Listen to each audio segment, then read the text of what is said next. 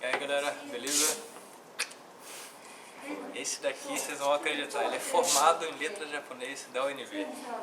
Nosso senpai. Faz tempo que eu me formei, em 2008, junho. Faz uns 5 anos, quase. Por aí. Aí você formou e veio direto pra cá? Não.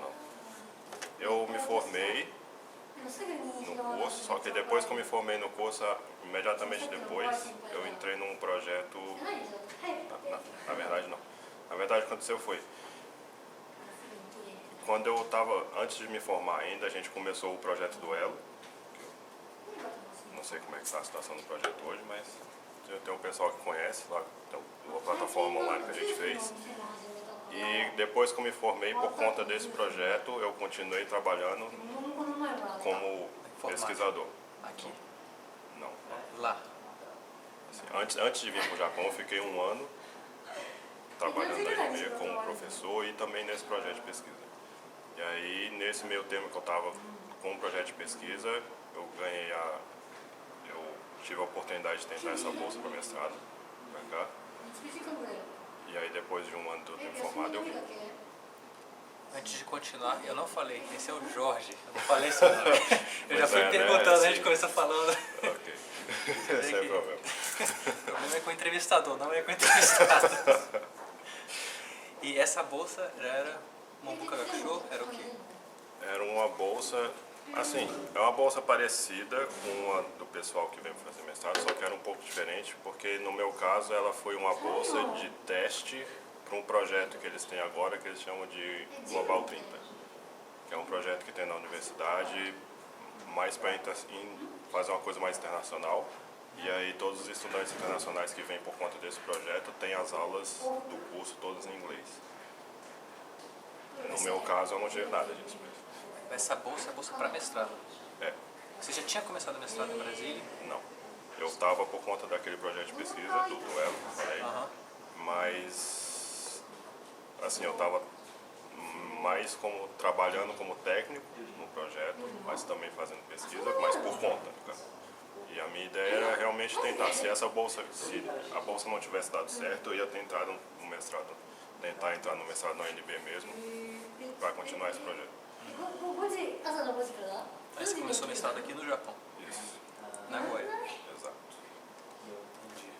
Entendi. Então, a próxima pergunta era, o que você estuda no Japão? Bem, é uma matéria, como é que eu vou falar, é fixo? É uma coisa mais... É um assim, curso fixo ou não? Bem definido? Mais ou menos. O detalhe é que o meu departamento aqui também já é bem bagunçado. Porque o que aconteceu no caso? Eu me formei em letras, só que quando eu vim pra cá, eu primeiro vim pro departamento de letras estrangeiras aqui. Só que como eu queria fazer uma pesquisa voltada exatamente nessa parte de ensino pela internet, o meu orientador na época, ele mesmo falou, é melhor você procurar alguém do departamento que eles chamam aqui, que é o Joho Bunka Gaku. Que é informação e cultura? Ele é mais ou menos o que a gente tem no Brasil como ciência da computação, só que a gente estuda mais não o desenvolvimento de software, por exemplo, mas sim como a sociedade usa esse software.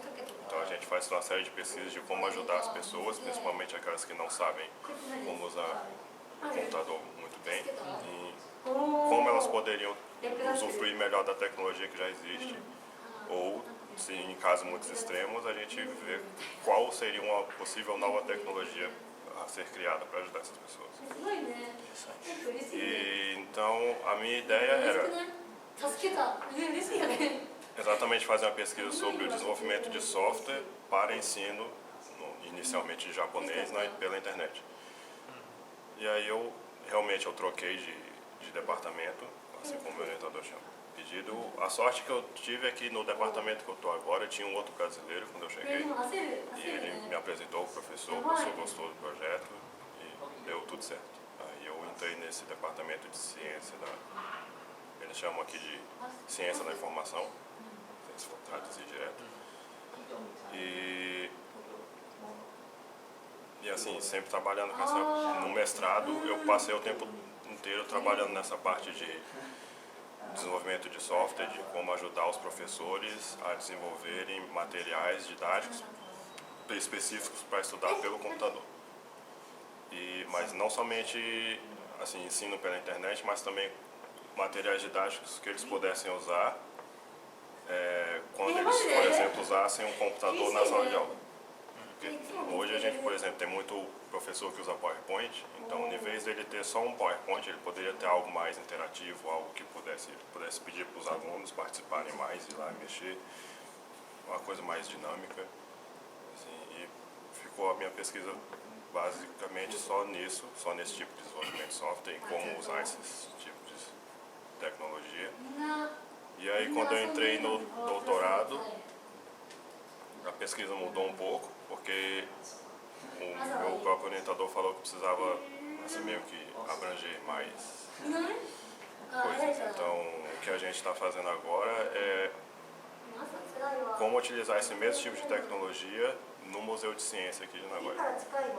Oh, legal. E aí a ideia é basicamente a mesma. Então, a ideia é como usar esse software para ajudar os funcionários do museu a desenvolver melhores conteúdos mais interessantes para as pessoas que vão visitar o museu. E esse museu é bem legal, né? Eu fui lá, assim, pô, acho que as crianças que não gostam de estudar ciências começam a gostar, né? Que tem umas coisas bem interativas, assim, né? Bom, muito bom mesmo. E a ideia, no caso do meu projeto, não sei se você reparou que tem algumas partes do museu que tem uns displays que são, assim, por exemplo, é um computador rodando algum tipo de software, algum tipo de programa que ajuda a explicar alguma coisa, que está por perto ou não, sabe? Mas, e aí a ideia é como os próprios funcionários do museu poderiam criar os conteúdos que estão nesses displays. Porque geralmente o que eles fazem eles acham um software que alguém de algum lugar do mundo criou que eles acham legal e beleza, vamos comprar um computador, fazer um display aqui com esse software e o pessoal mexe. Mas japoniza, né? Deixa se precisar eles falam com a empresa que fez o software para criar uma versão em japonês, se já não tiver, e põe lá. Mas assim, eles mesmos não criam muita coisa. Então a ideia era tentar resolver essa parte, de como permitir que eles criassem os próprios conteúdos. Dá até pra... Sei que não vai ao caso assim, mas essa coisa da criatividade na sociedade japonesa, né? Muita gente diz que é difícil, né? Por causa da educação assim, mais padronizada, né? Não sei se você concorda com isso. É interessante você trabalhar as coisas. É realmente complicado, porque, assim, teve até aquele dia que a gente estava conversando antes, que você perguntou para minha namorada o que ela mesma, como japonesa, o que ela achava dessa parte da educação japonesa. E ela mesma disse que uma das coisas mais marcantes na educação japonesa é exatamente essa parte de que é como se os japoneses fossem treinados para serem todos iguais. Assim, tipo, a educação realmente ela quebra a individualidade da pessoa, quebra essa parte da criatividade para tentar fazer todo mundo ser padronizado. Que, assim, é uma coisa que você vê refletida em várias coisas. Por exemplo, que tem um ou outro colega meu, ou até alguns brasileiros que ajudam na aula de português que tem. E tem muito comentário do pessoal falando sobre a professora de português fica o tempo inteiro perguntando qual é a forma certa de dizer tal coisa. Mas no caso do Brasil, mesmo, por várias questões, principalmente por conta do tamanho do país, a população, tipo, os costumes mudam de uma região para outra. Então a maneira de falar, a entonação muda, tem vocabulários que mudam.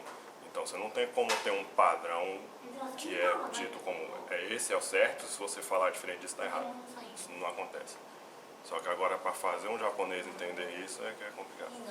Eu acho que podia até comentar, né, dos dialetos, no dialeto de Osaka, de é uma coisa um tanto quanto assim, que contradiz, né? Porque mesmo no Japão eles não têm um padrão. Assim, eles têm aquela, por exemplo, quando você estuda japonês, geralmente o japonês que você estuda, assim como o japonês que tem por exemplo, no jornal, na televisão, é o padrão de Tóquio. Pois é, teve um japonês que me falou assim, mas qual é o português certo do Brasil? Eu falei, não, de acordo com a região muda. Ele falou, não, mas o português certo é a língua certa é a língua da capital. Eu, nossa senhora, Assim, vai dar briga se ele aquele- for pra Brasil. Pois é, acontece essas coisas. Aqui acontece. Beleza, vamos prosseguir para a próxima pergunta. O que você estudou de Japão? Por que você escolheu o Japão? Começou quando você escolheu estudar japonês no Brasil, talvez, né? Ou não? Né? Acho que foi. Assim, na verdade, verdadeira, no caso da bolsa, eu não tive opções, né? Porque quando eu estava no projeto de pesquisa, teve aquela situação. Tem uma bolsa para mestrado na Universidade de Nagoya, você quer tentar? Eu tentei e vim. Não deu certo, eu vim.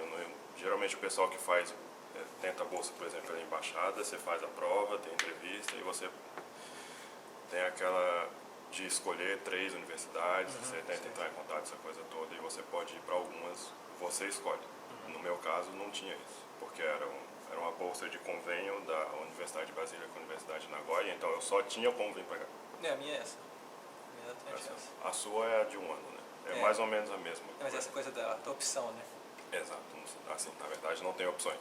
Que a UNB tem convênio com a Universidade de Nagoya, né? Sim.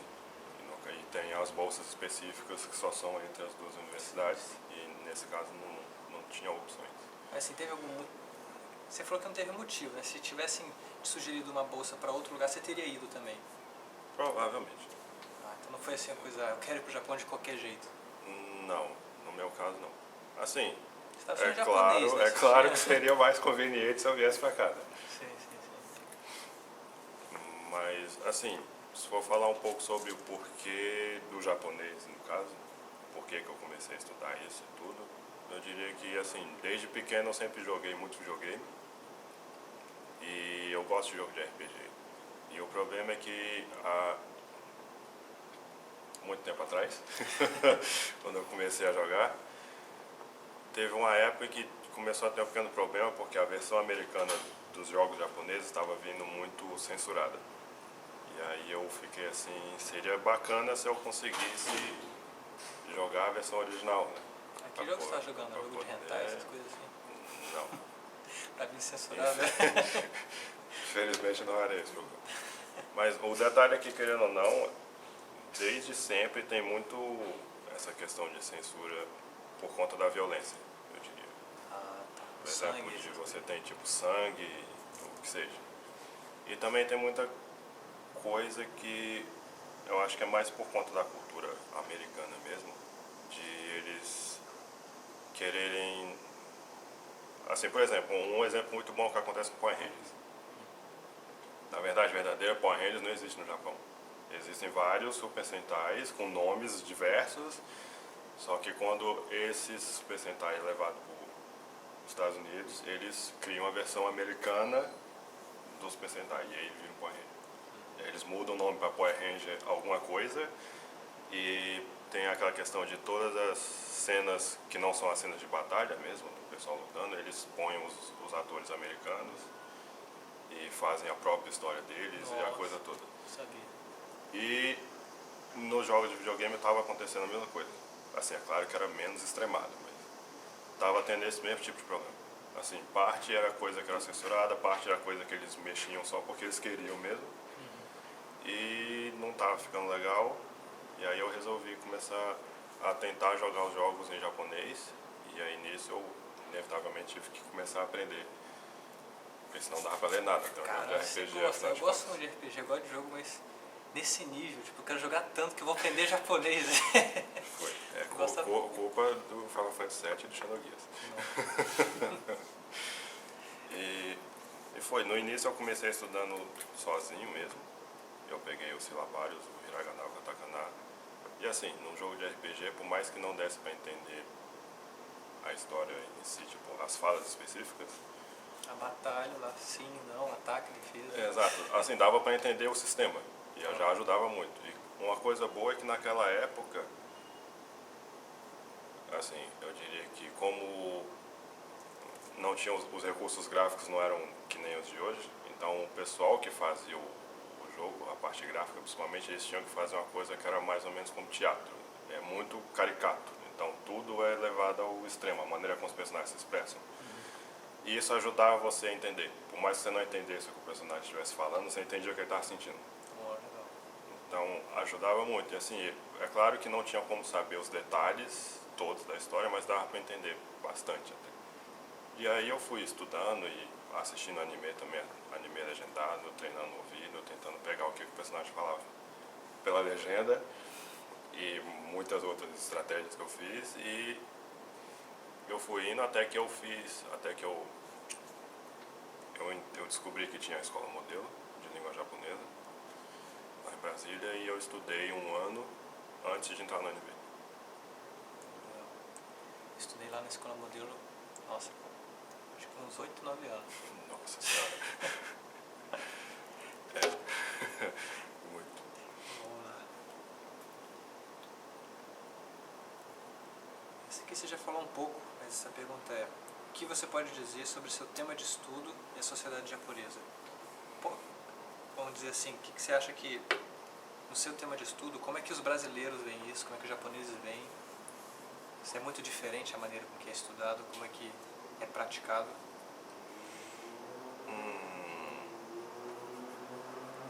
Pois é. Bem, acho que uma coisa interessante no meu departamento, na verdade é mais específica do meu professor, é que ele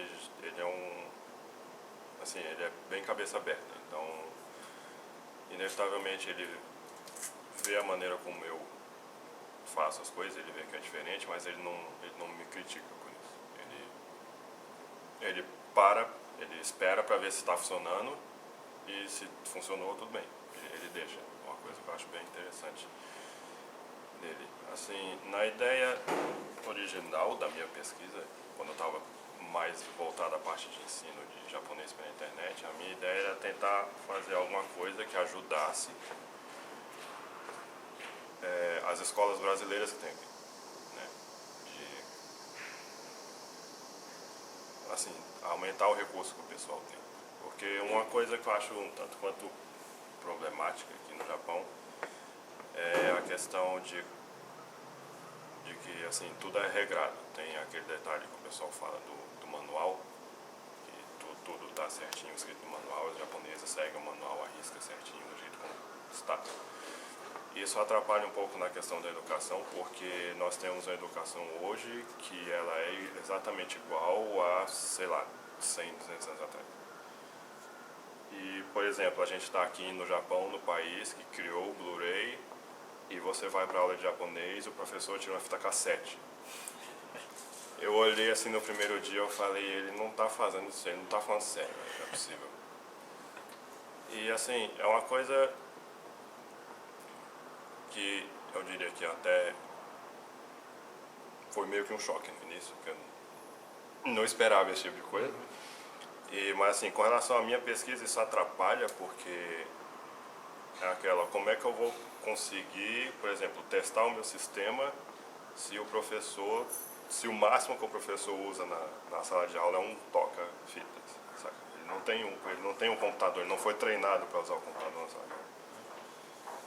Isso atrapalhou um pouco,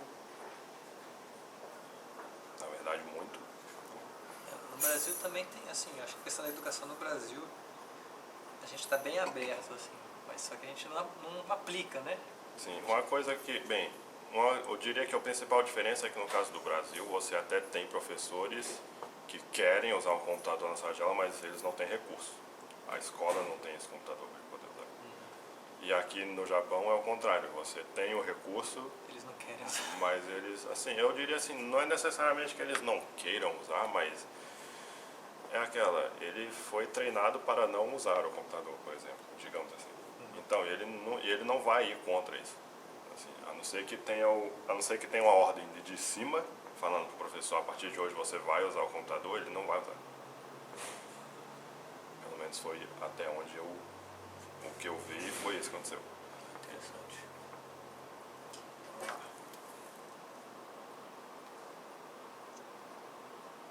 O que é diferente da sua área no Japão e no Brasil, você falou agora? até agora, quais foram as melhores e as piores impressões que você teve do Japão? Bastante tempo aí. Assim, Lembra as mais chocantes, assim. nossa, você quer começar pelas piores? Vamos começar, porque depois fala as melhores e alivia um pouco. Ah, sim. Bem, eu acho que uma das piores, no caso até já falei, que foi um tanto quanto chocante no início, foi esse problema tecnológico. E você está no país, no Japão, que você tem um desenvolvimento tecnológico muito bom, assim, várias coisas, várias tecnologias que tem aqui, que no Brasil, por mais que tenha, é muito difícil de você conseguir recursos para isso. E só que o problema do Japão é que eles só desenvolvem a tecnologia, eles não usam. Desenvolve, vende, não. Assim, usa bastante na questão de transporte, assim, você vai pagar Sim, um não, ticket lá. só questão do ticket, no caso do transporte, por exemplo. Antes de eu vir para cá, mais ou menos um ano antes, em Brasília começou aquele esquema de usar cartão com chip no ônibus. Você só passa lá, e passa na catraca. Eu vim para o Japão e isso só começou a ter em Nagoya um ano e meio depois que eu cheguei. Então, assim, eles têm a tecnologia depois que você chegou, já tinha. Só que quando eu cheguei não tinha, era ticket de papel. Você fica há quantos anos? Papel não, eles têm aquela, tipo uma fita magnética. Então você acha que assim, a tecnologia japonesa, assim, no dia a dia, ela está sendo usada recentemente? Eles têm a tecnologia há muito tempo, mas vendem mais do que usam, é isso que você acha? Sim. Interessante. Assim, não... Porque, por exemplo, a questão de... aquelas máquinas de venda automática de bebida, por exemplo. Elas não aceitam cartão de crédito. Na Europa elas aceitam, por exemplo. E coisa...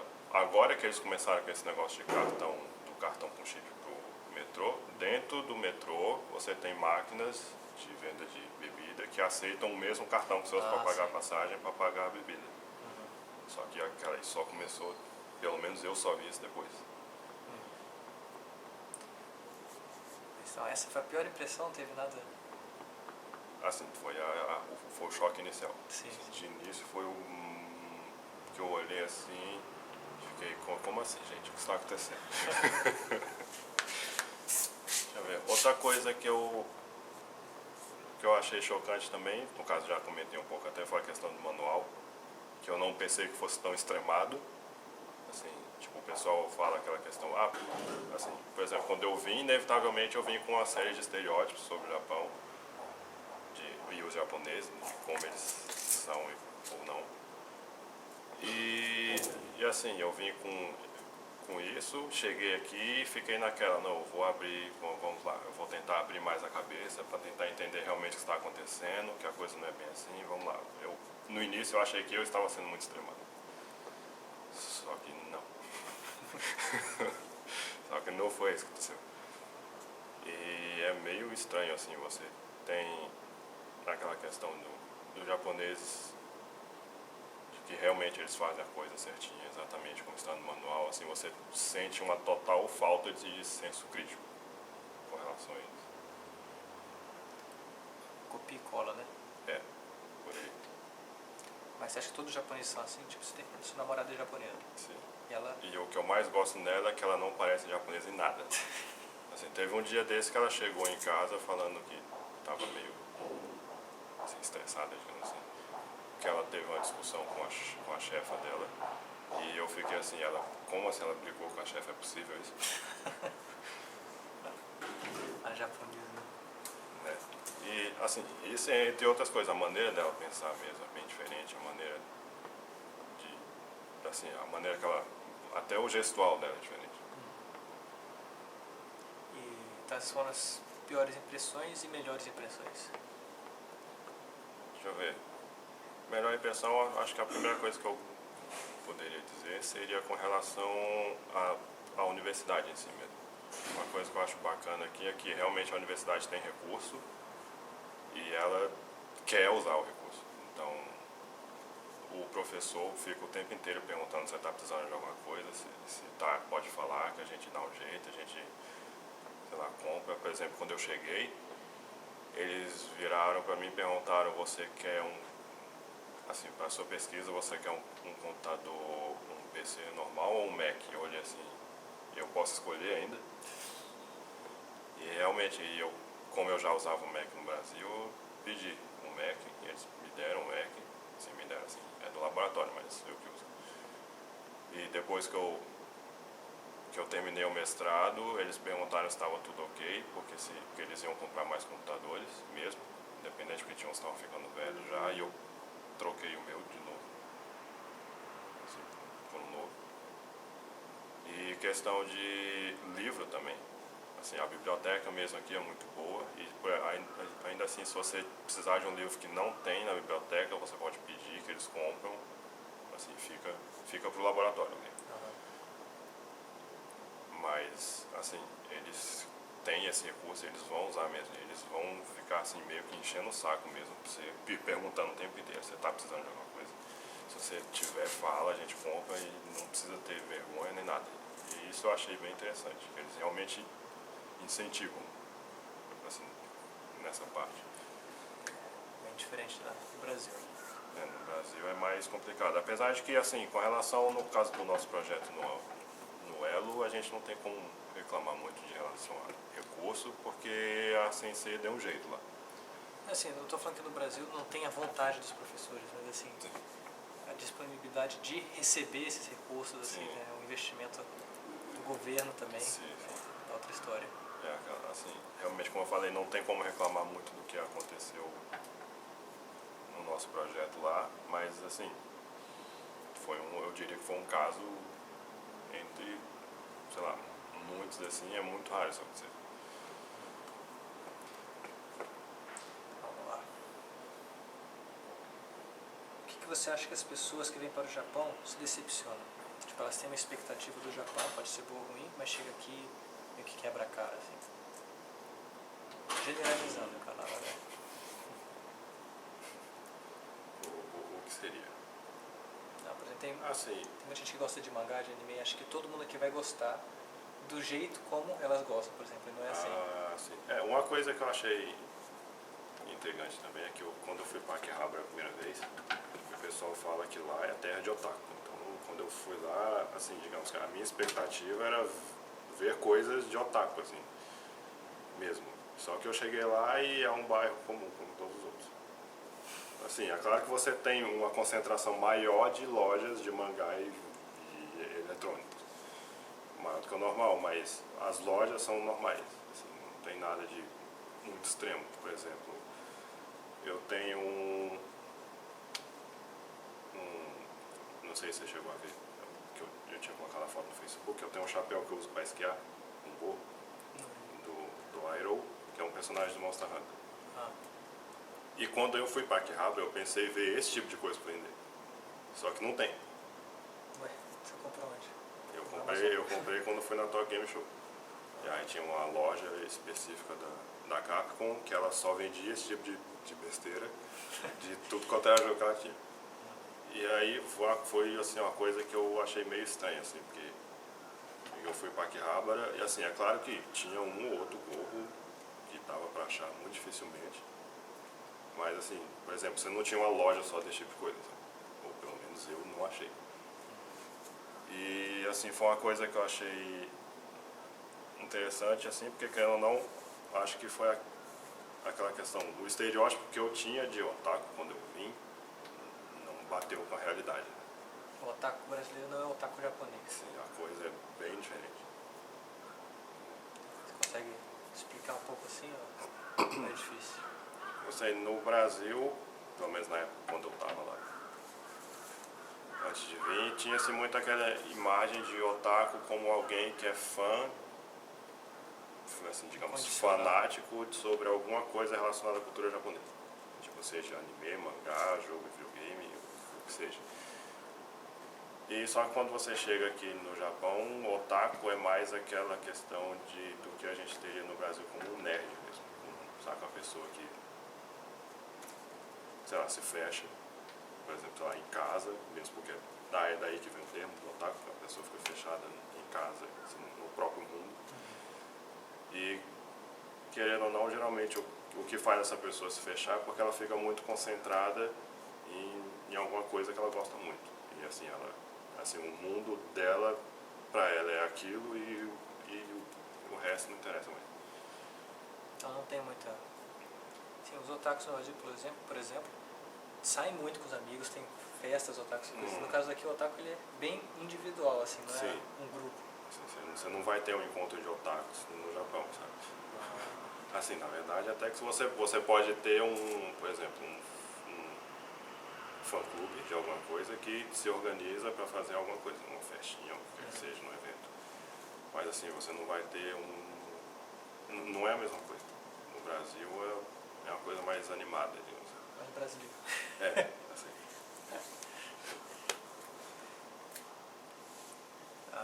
Quando você fala sobre o Japão, o que você acha dispensável comentar?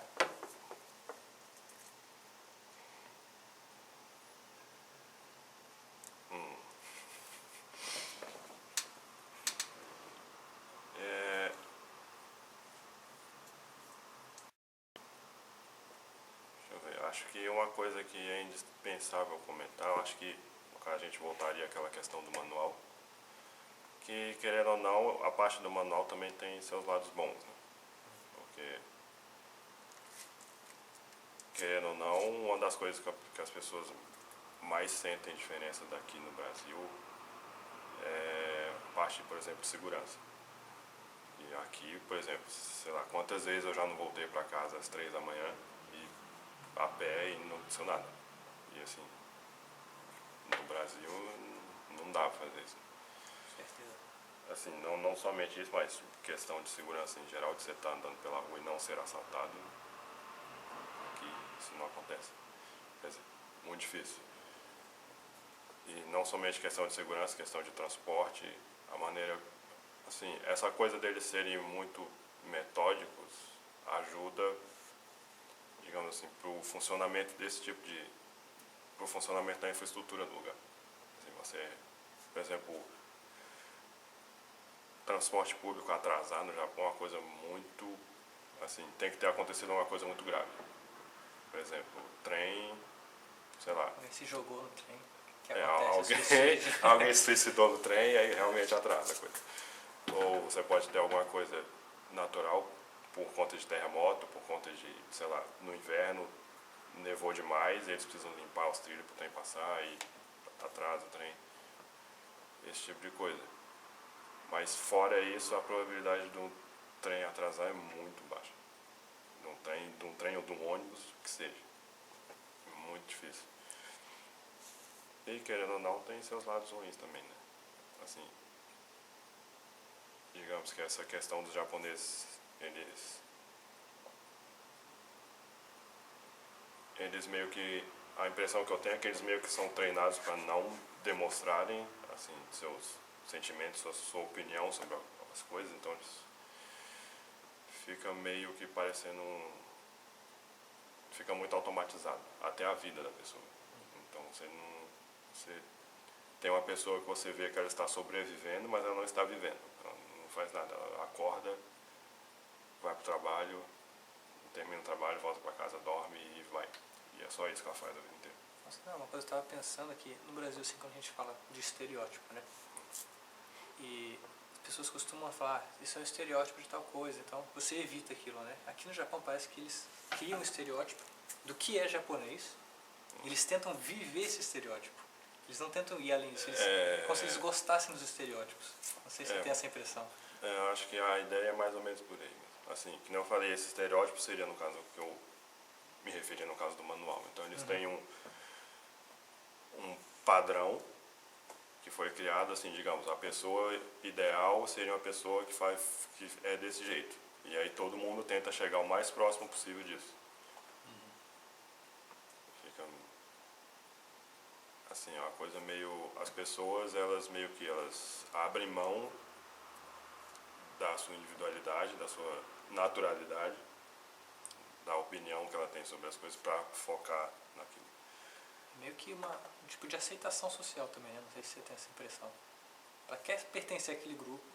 Sim, tem. E ela precisa preencher esses padrões para ser aceito. E não é uma coisa só de amizade, né? É coisa de empresa, de faculdade, de você conseguir subir assim na vida.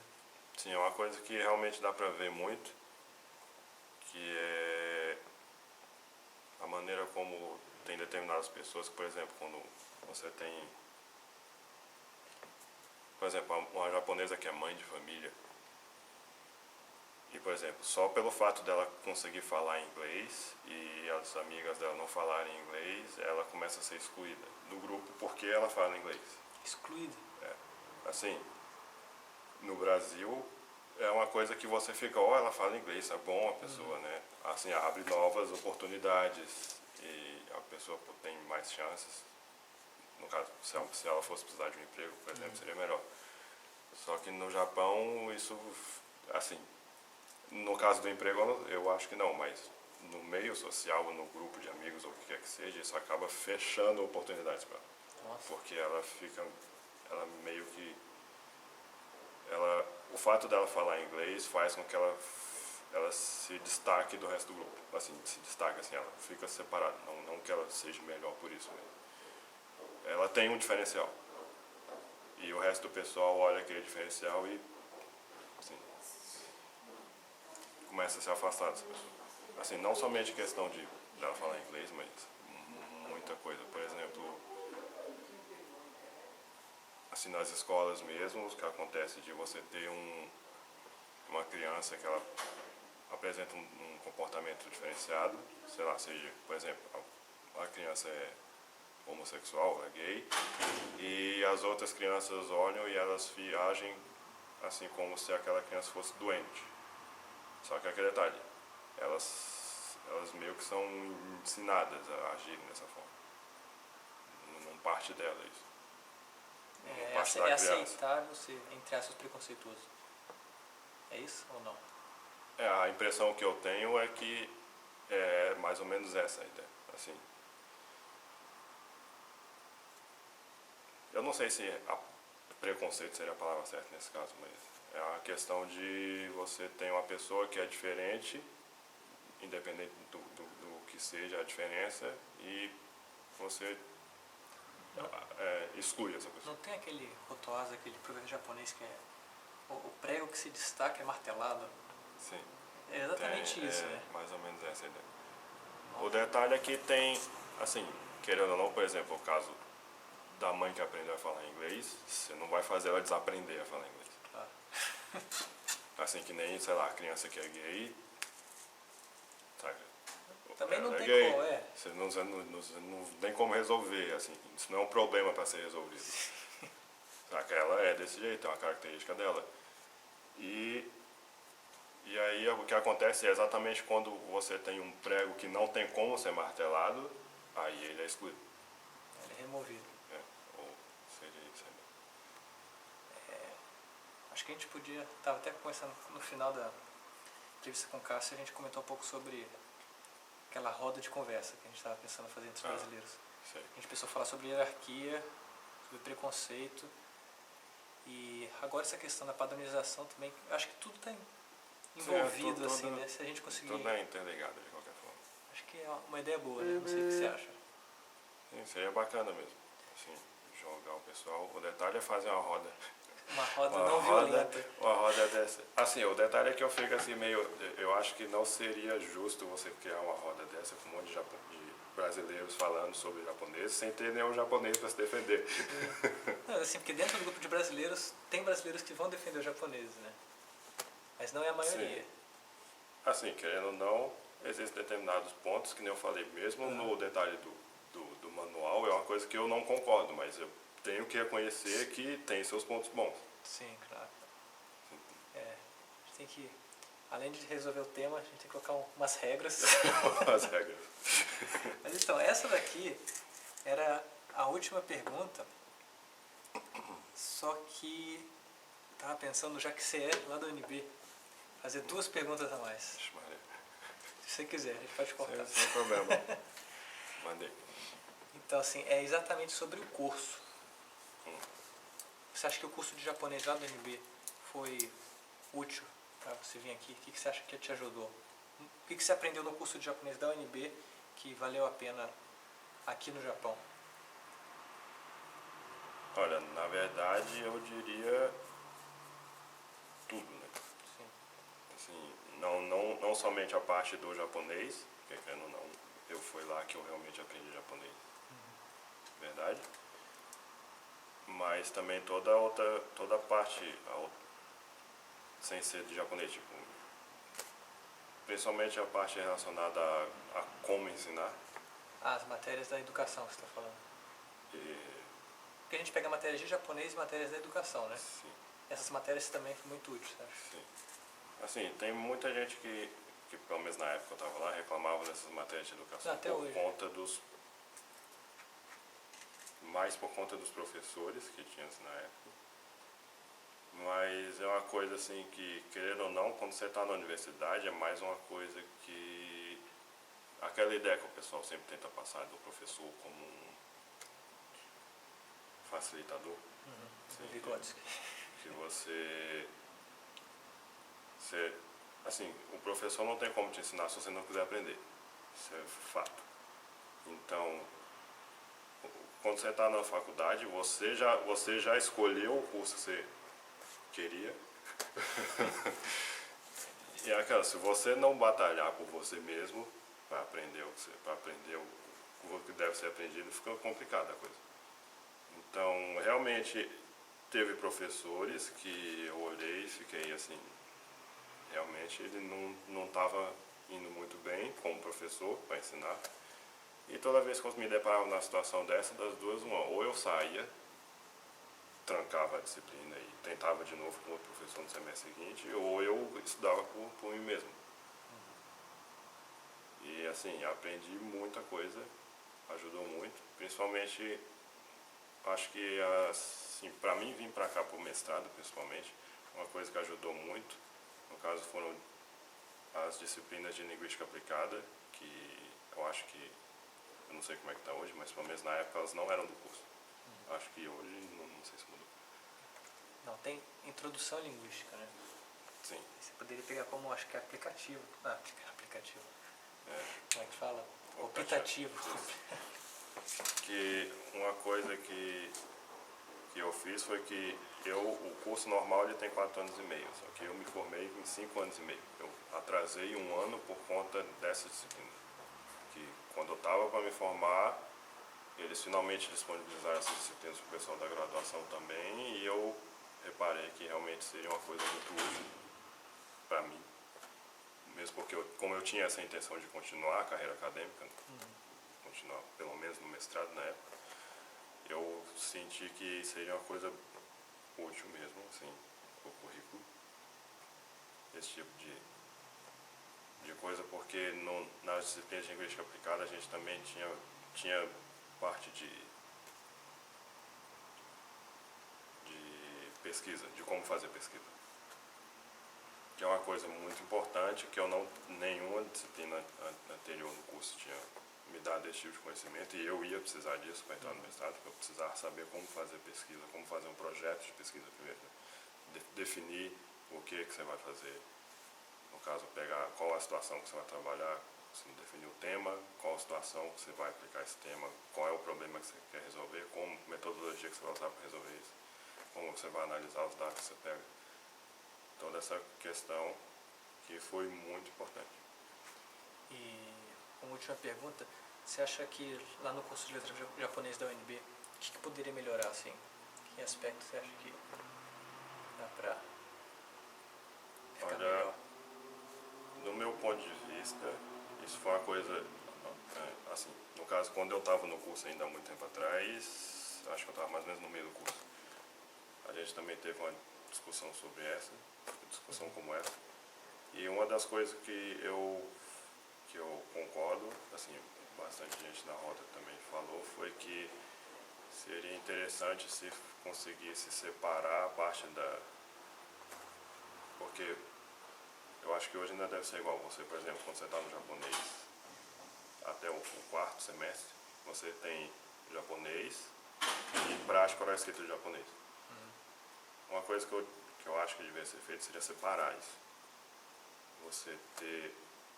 Porque o que acontece pelo menos do jeito que estava, é que você tinha a parte gramatical que você aprendia na parte, por exemplo, no japonês, e na disciplina de prática oral e escrita, você tinha uma prática oral e escrita da gramática que você aprendeu. Você não teria uma prática, a prática oral e escrita de japonês. Saca? Tipo, o foco na gramática está até na aula que era para ser prática. Entendi.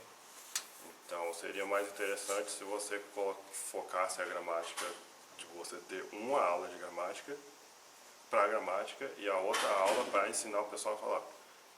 Mesmo, assim, do zero, sem se preocupar muito com a questão da gramática. Assim, Você acha que teria te ajudado mais se fosse esse sistema, assim, a impressão que você tem? Porque uma das coisas que a gente mais sentia falta era de você ter um espaço para você poder realmente falar em japonês. Porque, querendo ou não, mesmo nessas aulas de prática, a gente ficava preso no livro. Então, no caso, a prática de leitura era lendo o livro-texto, que é o mesmo, que o material das duas aulas era o mesmo. Então, você fica assim, você fica lendo aqueles diálogos prontos e você não produz. Tipo, assim, você não para quebrar a cabeça para ficar, como eu falaria tal coisa na aula. Isso não acontece. Uma coisa que ajudou muito o pessoal, pelo menos na época que eu estava lá, foi quando o pessoal começou a ter mais contato com os intercambistas. Sim, porque aí sim o pessoal tinha que quebrar a cabeça e falar com o intercambista, porque não tinha texto. Não tem manual para isso. Você está lá e dentro da situação você tem que quebrar a cabeça para montar a frase na sua cabeça e falar o que você quer. E isso ajudou bastante o pessoal.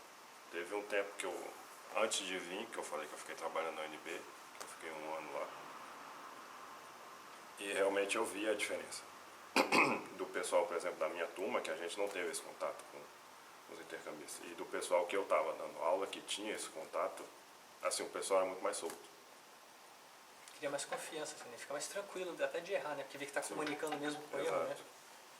Essa é uma questão muito importante, assim, focar em se você está conseguindo se comunicar ou não, e não se a gramática está certa. Entendi. Essa foi uma discussão que eu tive até quando eu cheguei, que eu falei que quando eu cheguei, eu primeiro fui para o departamento de língua estrangeira daqui, antes de mudar, para o de ciência da computação. E teve uma disciplina de mestrado que eu peguei lá, que era exatamente uma disciplina que a gente discutia, no caso só tinha estrangeiro, né? A professora era japonesa, mas os alunos todos estrangeiros. E a ideia da disciplina era exatamente fazer um comparativo de como os estrangeiros estavam aprendendo japonês fora